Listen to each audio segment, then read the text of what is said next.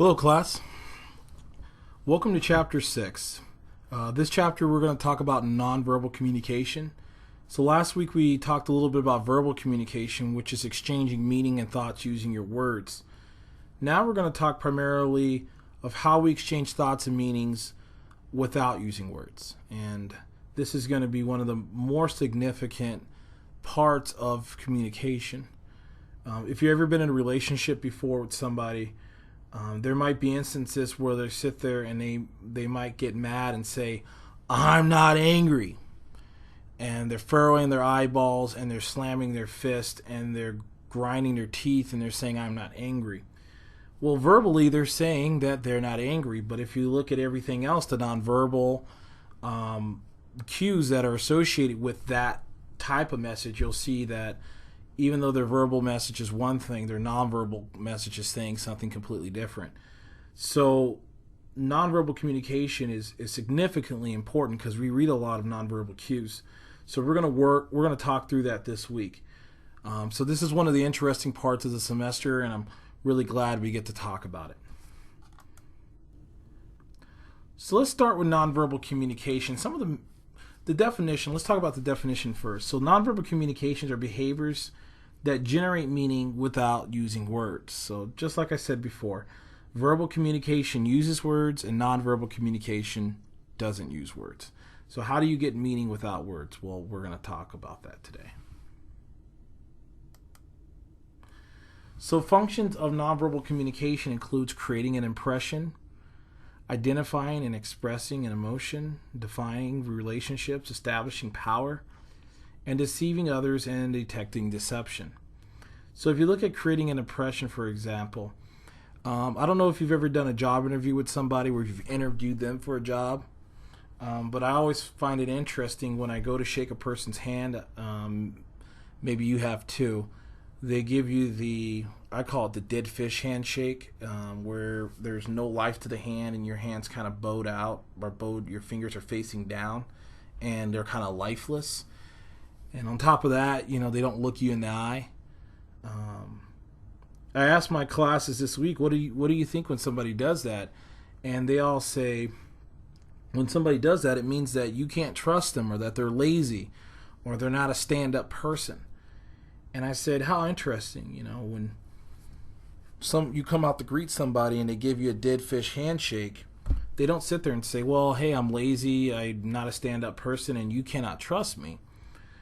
But when they do that, that nonverbal behavior is sending those messages even though the person's words aren't.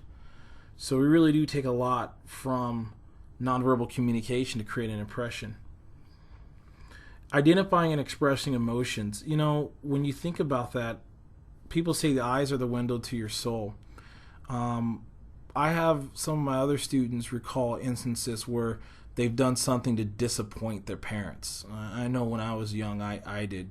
Not just annoy your parents or make them angry, but there are times and instances where you just disappoint your parents and you can see it in their eyes. They look at you a certain way and you know that you kind of broke their heart and let them down. And there's no worse feeling than that. And even though they may not say much, you can see it and sense it in their expressions. And facial expressions can communicate so many things where words kind of fail to. They define relationships. Lastly, we say they establish power and deceive and detect deceptions. So on the left-hand corner of the screen, you see that I have a picture of former President Bill Clinton. You guys have a discussion post this week, so I kind of like it. It's about his presidency in 1998.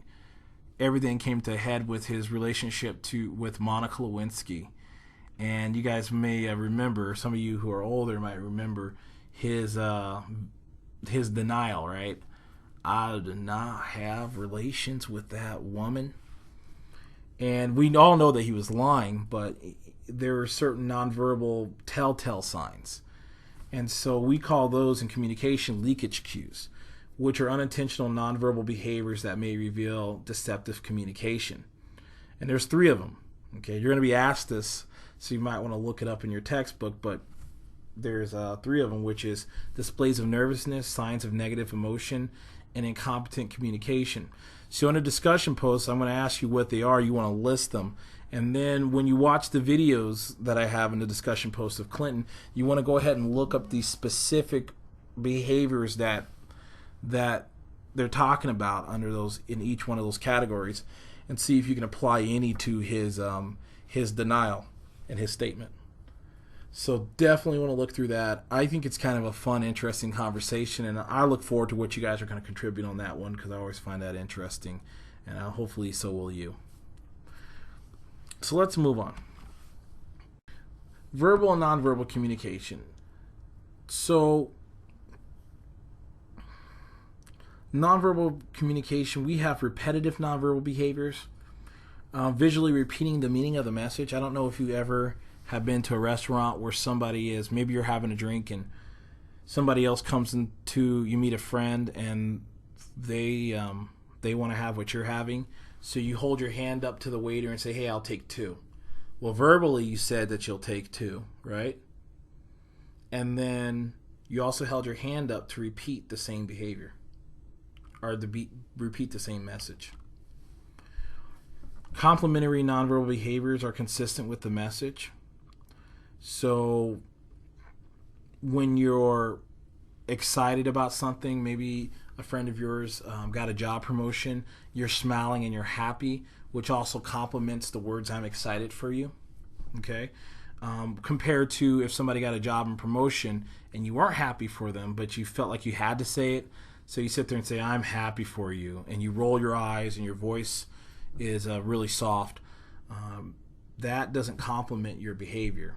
So if you sit there and you show excitement and you have a smile on your face and your disposition is good, and then you say you're happy, what happens is your nonverbals are complementing your words as well. They're associated with one another and they're synonymous with one another.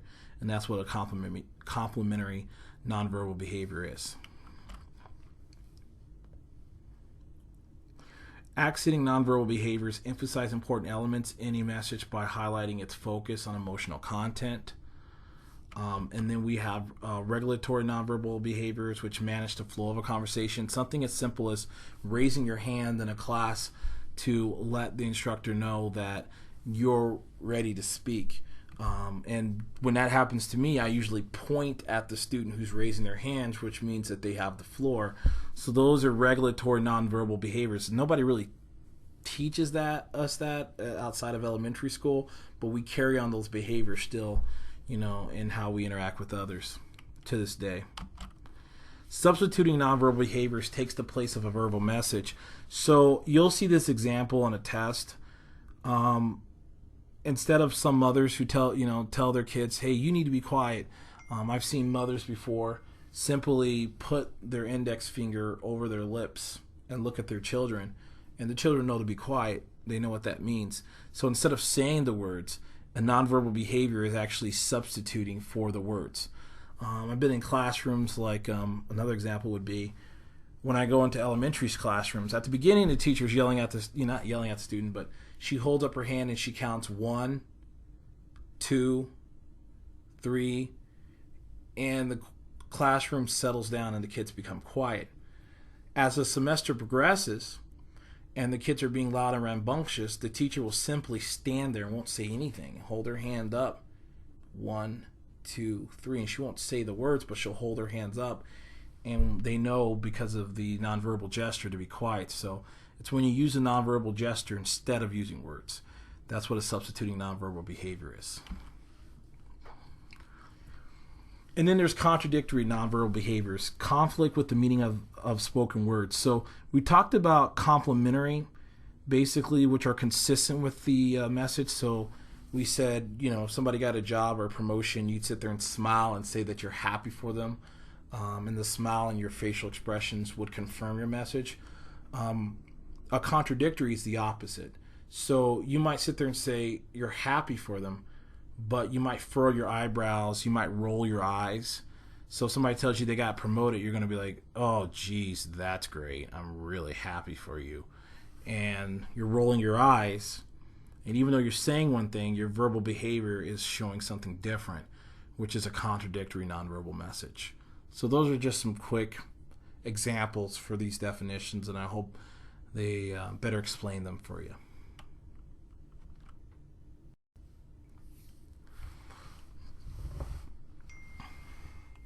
All right, so we have now physical appearance. Physical appearance is a type of nonverbal communication. Remember what we said before. Nonverbal communication is using things other than words to communicate meaning. I've done research on companies, and research shows that people who are more physically attractive, they're taller, they're deemed as physically appealing, they actually get jobs in higher numbers than people who are shorter and are judged to be not as physically appealing. If you had a chance to take my class in person, I would show a video. It's ABC's What Would You Do? And some of you guys may have watched the show before, and they set up these scenarios, right? And they see and test the reactions of people in real life. So one of the ones that I showed in my class is a bike thief clip. And basically what they do is they set a bike up in the middle of a park, and they have a white guy with baggy pants, big shirt, and his hat turned sideways. He goes and he attempts to steal the bike, and they record what people's reactions are.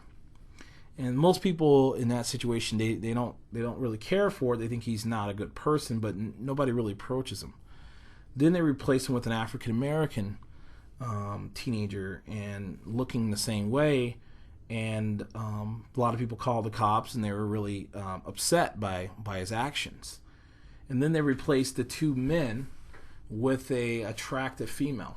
She was wearing short shorts. She had long hair, and ironically, four different men at different times actually helped her steal the bike. Even though she admitted that the bike wasn't hers and that she was stealing the bike, it did not stop the four different men from helping her steal the bike. And during a break, they had an interview, or they had a conversation with the professor of social studies at Yale, and the professor had said that physical appearance communicates things, and we associate attractive people with good. And when you see a good person, even though they're doing something wrong, you sit there and say, well, how can a good person do something wrong? And so attractiveness doesn't only mean good. It could mean that they're healthy, that they're desirable, that they're capable. And so there's meaning that is being communicated just in how attractive the person is.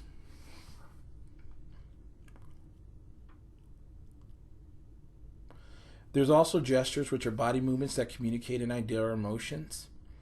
And then there's two types of people, and I don't know which categories you guys fall under, but ask yourself, which one am I? And when I present this, you're going to know immediately which category you belong to. There's touch approachers and the touch avoiders.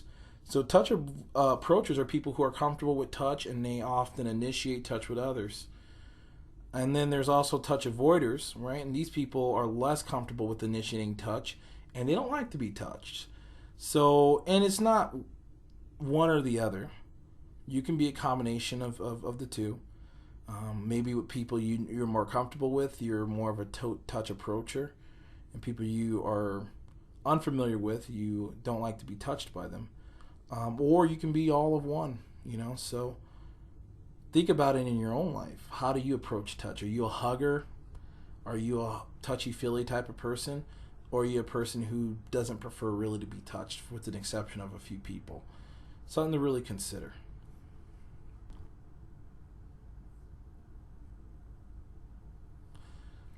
So, one of the things I bring up in my class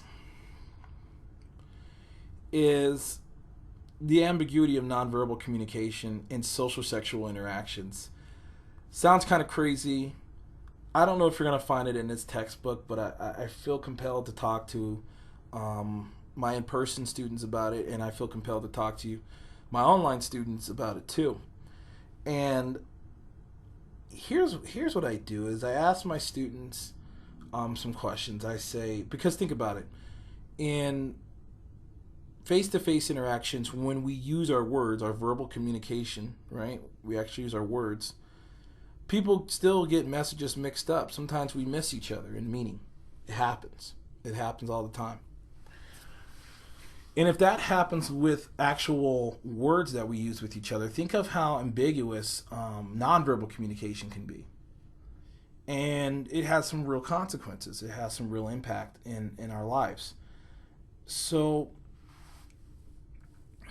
what I do in this example in class, and I'll give you kind of the sketch of it and you can see where I'm going with it, is I ask my students to write on a sticky, how do they know if somebody likes them? Just in a couple words.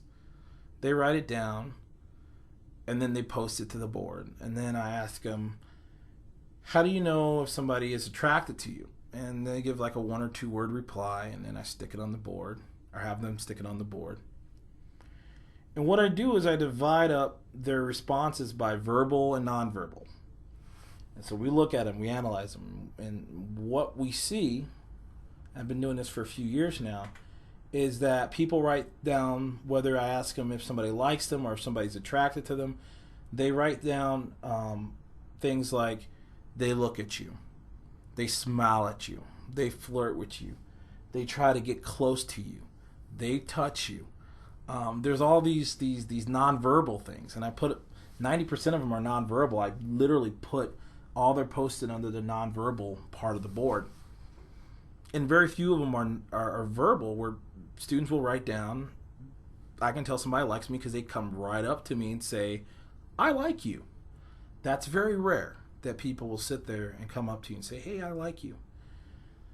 So if you're looking at how we express attraction to one another, it's mostly done non-verbally, right? We look at the person a certain way, we smile at them a certain way, we try to get close to them, we try to touch them. So then the last question I ask is, how do you know if somebody is sexually consenting? That always catches them off guard. And some students say, well, they'll invite me over to watch Netflix. I'm like, yeah, what if they don't have a TV? I guess that makes things worse. But most students kind of stare, and they're kind of perplexed when I ask them that. And here's where I'm getting at, is that when you're looking at how we communicate sexuality and attractiveness, most of it's based off of nonverbal behavior. And the same thing happens in sexual interactions. And I asked my students, and I'll ask you too, is just because somebody is, their clothes are off, does that communicate sexual consent? Or if they kiss you, does that communicate sexual consent? And the truth of the matter is, it doesn't. And so you might ask yourself, well, what does this have to do with nonverbal communication? It has a lot to do with it. And so really, there's a big problem on college campuses with sexual assault, sexual misconduct. And a lot of times people think that nonverbal communication is just enough for sexual consent, and it's not. So what I encourage my students to do is to not rely on just nonverbal cues to take the place of consent, but to also combine those nonverbal cues with verbal, follow them up with actual verbal verification. And that is called checking in. And it comes in the form of, hey, are you comfortable? Is this okay? Do you want me to stop? And saying those things keeps people out of a lot of trouble legally, but not only legally, but it also makes sure that in social sexual exchanges that both parties are protecting each other's dignity. And so that's a really important part of nonverbal communication. And a lot of times we don't really think of it, but it's very important not just to look for the nonverbal cues, but to also follow those up with intentional verbal conversations, and to make sure that everybody's on board and that you're respecting the other person's dignity. And so I just want to say that I think it's really important. And I think to somebody, I think it's important for you to hear and put into practice in your individual lives. But again, it's really important to know. So we will move on. All right, facial expressions. We have masking, which conceals the true emotions by displaying expressions considering more appropriate in a particular situation. There's also neutralizing, which eliminates display of emotions. There's intensification, which exaggerates facial expressions to meet other people's needs. And then there's de-intensification, which reduces or downplays emotional displays to accommodate others. So that's good to know.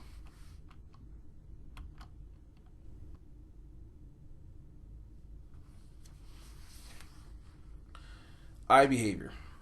Eye behaviors can express social position, positive and negative emotions, and a willingness to relate.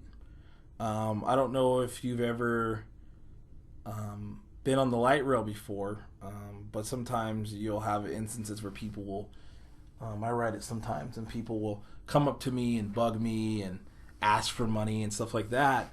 And so there's a certain eye behavior I take on the light rail when I don't really want to be bothered. And so you can always tell when somebody has that same eye behavior on the light rail as well, where they kind of stare away from anybody and they're not making eye contact with anybody in particular. And it's saying, hey, listen, don't bug me, right? Which is different than when I want to engage with somebody. So just think about how you use your eyes to express whether you want to connect with people or whether you want to disconnect with them. Vocal expressiveness is the volume, right? That's the loudness of your voice. And I know that it's easy to think that vocal expressiveness falls under verbal communication, but actually how you use your voice, that completely falls under nonverbal communication. Pitch is the high or low vocal registry of your voice. So there are some people who talk in a really, really high key, and there's people who talk in very low keys. Research shows that we actually vote for politicians who have lower voices. Rate is the speed at which we speak. So some people talk really fast, but you can also talk slow to emphasize every single point. Word stress refers to the degree of prominence given to a syllable within a word or words within a phrase. So one of the things I use for an example is the phrase, I did not kick my dog. Think about that phrase. I did not kick my dog. What does it mean? Probably means that you didn't kick your dog, right? Think about if you put the emphasis on the word I, and you sat there and said, I didn't kick my dog. What are you implying then? That you didn't kick your dog, but somebody else did. What if you placed the emphasis on the word kick? So instead you said, I didn't kick my dog. What are you implying now? You're implying that you didn't kick your dog, but you might have punched it or done something worse, right?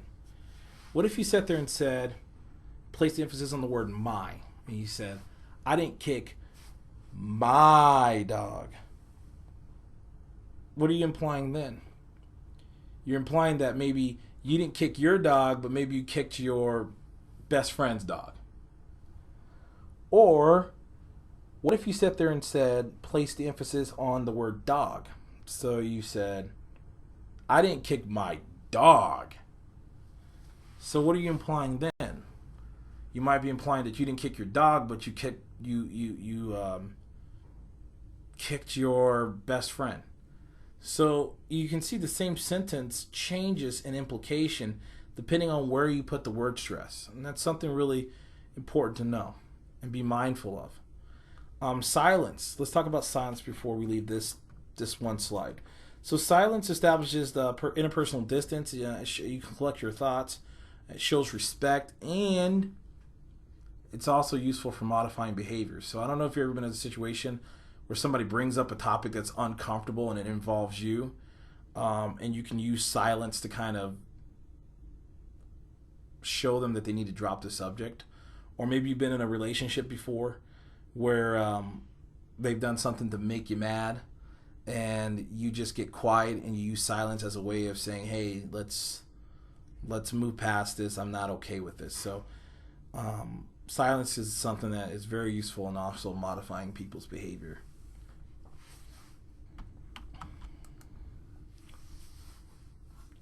So some people might think that people or maybe animals are the only type of things that can communicate. Well, they're dead wrong. All right. So things can also, places, space can also communicate certain things. Think about when you walk into somebody's home and it's a mess. I don't know if you've ever been in a situation like that where you've actually walked in somebody's house and it's just not kind of a little things are out of place. It's completely filthy.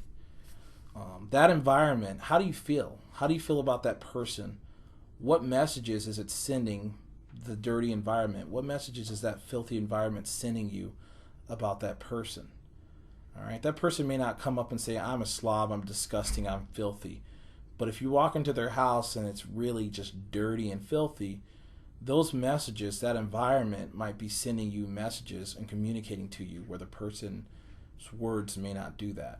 I recall watching the show Hoarders. I don't know if you've ever seen it, where those people just have their houses filled up with just junk. And it always makes me feel good about myself. I feel like I'm the cleanest guy in the world when I watch that show, and I automatically judge those poor people, you know. But it communicates something about who they are based on their environment. So environments can also send a message as well. Time. So if a person's on time, if a person's late, those things mean things to people. And depending on your culture and your family, time can communicate, and how you use time can communicate different things. People with short-term time orientation, they value schedules and deadlines. Maybe you're that person that there's a time and a place for everything, and being late is wasting your time. Then there's long-term time orientation people who tolerate lateness. You know, they get there when they get there. Maybe you're that type of person. Lateness doesn't bug you, okay?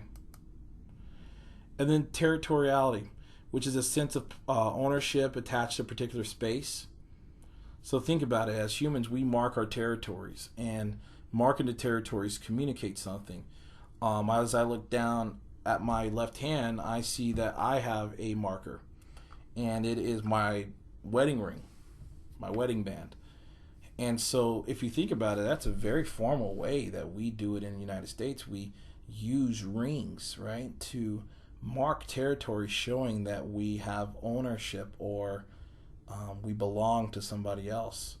And it communicates that without saying, hey, listen, I'm married and this is my wife. The ring shows that. It's a symbol of it. So again, it's a marker of territory. Even we do it with people as well. Proxemics refers to the study of spatial relationships and the distance that it communicates. So if you ever think about being on a date and you try to lean in towards somebody and they lean away from you, that's just an example of proxemics. And sometimes them leaning away from you probably isn't a good sign. And you can read this in the book. They have like 4 different types of spatial zones, which is intimate, personal, social, and public. You know, it just depends on the person. But it's always interesting how they categorize what we deem as intimate space versus personal, social, and public as well.